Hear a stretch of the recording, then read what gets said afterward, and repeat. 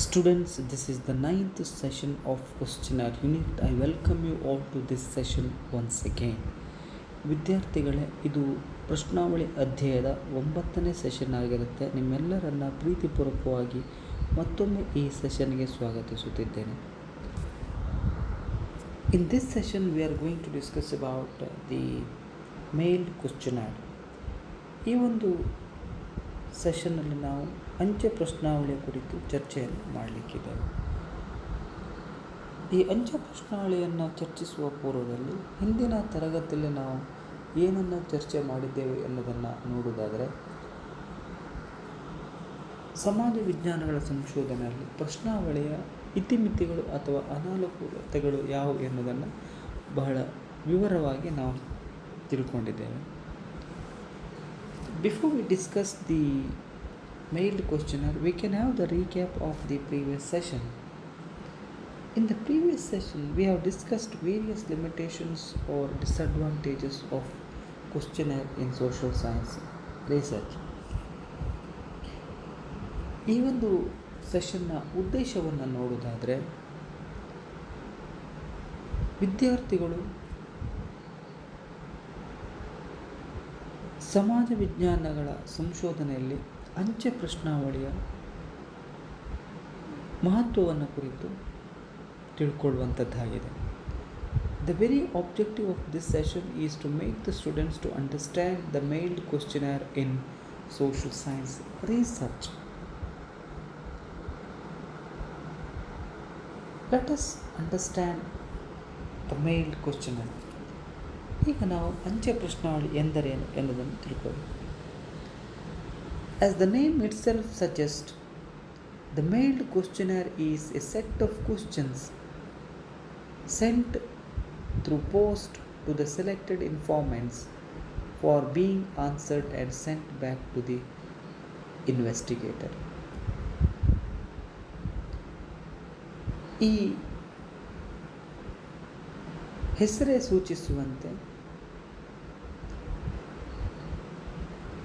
ಪ್ರಶ್ನಾವಳಿಯನ್ನು ರಚಿಸಿ ಮಾಹಿತಿದಾರರಿಗೆ ಅಂಚೆಯ ಮೂಲಕ ರವಾನಿಸುವ ಮತ್ತು ಮಾಹಿತಿದಾರನು ಪ್ರಶ್ನಾವಳಿಯನ್ನು ಸುಲಭವಾಗಿ ಅರ್ಥೈಸಿಕೊಂಡು ಉತ್ತರ ಬರೆಯುವಂತೆ ಮಾಡುವ ಒಂದು ಕ್ರಮವನ್ನು ನಾವೇನಂತ ಕರಿತೇವೆ, ಅದು ಅಂಚೆ ಪ್ರಶ್ನಾವಳಿ ಅಂತ ನಾವು ಕರಿತೇವೆ. Usually a self-addressed stamped envelope is sent to the respondents along the questionnaire to reduce their expenses.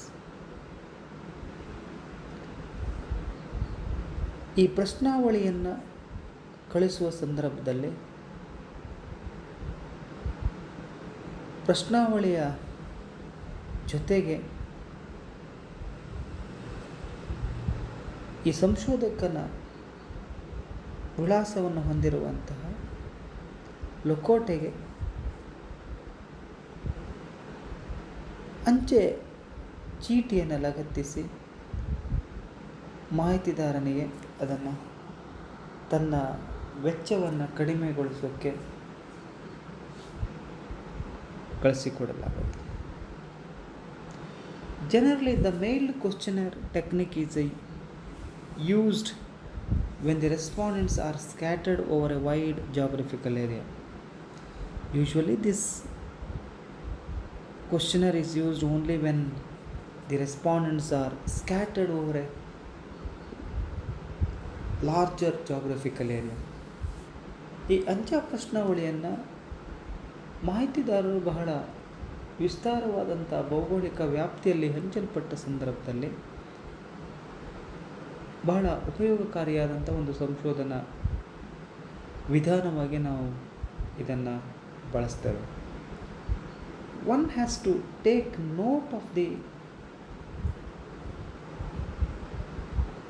below listed factors in mailed questionnaire: the type of information required, the type of respondent reached, accessibility of the respondents, the precision of the hypothesis. ಇಲ್ಲಿ ಅಂಚೆ ಪ್ರಶ್ನಾವಳಿಯನ್ನು ನಾವು ಮಾಹಿತಿದಾರನಿಗೆ ನೀಡುವಂಥ ಪೂರ್ವದಲ್ಲಿ ಈ ಕೆಳಗಿನ ಅಂಶಗಳನ್ನು ಅವನು ಗಮನಿಸಬೇಕಾಗತ್ತೆ. ಯಾವ ರೀತಿಯಾದಂಥ ಮಾಹಿತಿ ನಮಗೆ ಅಗತ್ಯ ಇದೆ ಅನ್ನುವಂಥದ್ದು, the type of information required. ಇನ್ನೊಂದು, the type of respondent reached, ಅಂದರೆ ಯಾವ ಮಾಹಿತಿದಾರರಿಗೆ ಇದು ತಲುಪಬೇಕಾಗಿರುತ್ತೆ ಅನ್ನುವಂಥದ್ದು. The third one is accessibility of the respondents. ನಮಗೆ ಉತ್ತರವನ್ನು ನೀಡಲಿಕ್ಕಿರುವಂಥ ಮಾಹಿತಿದಾರರು ನಮಗೆ ಸಿಗುವಂಥ ಕ್ರಮ, ಅವರ ಲಭ್ಯತೆಯ ಕುರಿತು ಕೂಡ ನಾವಿಲ್ಲಿ ಗಮನಿಸಬೇಕಾಗತ್ತೆ. The next one is the precision of the hypothesis. ಆ ಪ್ರಾಕಲ್ಪನೆ ಅನ್ನುವಂಥದ್ದು ಎಷ್ಟು ನಿಖರವಾಗಿದೆ ಅನ್ನೋದನ್ನು ಇಲ್ಲಿ ನಾವಿಲ್ಲಿ ಗಮನಿಸಬೇಕಾಗತ್ತೆ. ಹಾಗಾಗಿ ಒಬ್ಬ ಸಂಶೋಧಕನು ಅಂಚೆ ಪ್ರಶ್ನಾವಳಿಯನ್ನು ಮಾಹಿತಿದಾರನಿಗೆ ಕಳುಹಿಸುವ ಪೂರ್ವದಲ್ಲಿ ಈ ಅಂಶಗಳನ್ನು ಬಹಳ ಮುಖ್ಯವಾಗಿ ಗಮನದಲ್ಲಿಟ್ಕೊಳ್ಬೇಕಾಗತ್ತೆ. When you look at the nature of mailed questionnaire,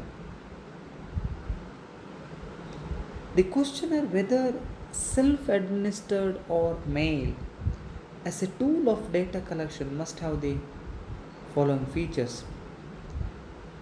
ನಾವು ಪ್ರಶ್ನಾವಳಿಯನ್ನು ಮಾಹಿತಿದಾರನಿಗೆ ಅಂಚೆ ಮೂಲಕ ರವಾನಿಸುವಂಥ ಸಂದರ್ಭದಲ್ಲಿ ಈ ಕೆಳಗಿನ ಅಂಶಗಳನ್ನು ಗಮನಿಸಬೇಕಾಗತ್ತೆ. Address to literate people.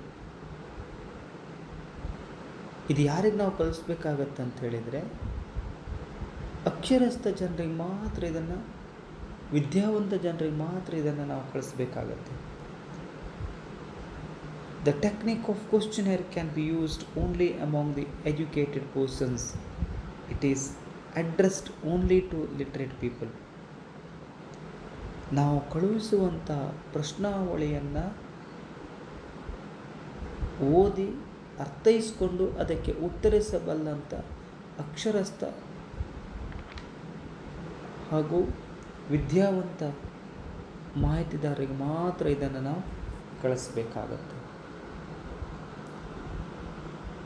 Economical.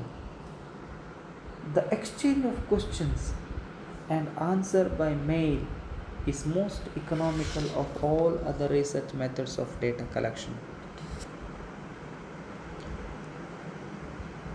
ನಾವೆಲ್ಲ ಸಂಶೋಧನಾ ವಿಧಾನಗಳನ್ನು ನಾವು ಗಮನಿಸಿದಾಗ ಅತ್ಯಂತ ಮಿತವ್ಯಯಕಾರಿಯಾಗಿರುವಂಥ ಒಂದು ಸಂಶೋಧನಾ ವಿಧಾನ ಅಂತ ಹೇಳಿದರೆ ಅದು ಅಂಚೆ ಪ್ರಶ್ನಾವಳಿ. The next thing is that responses by respondents. ಈಗ ಮಾಹಿತಿದಾರನು ನೀಡುವಂಥ ಮಾಹಿತಿ. Gooden had emphasized that the responses to a mailed questionnaire have to be made by the respondents themselves.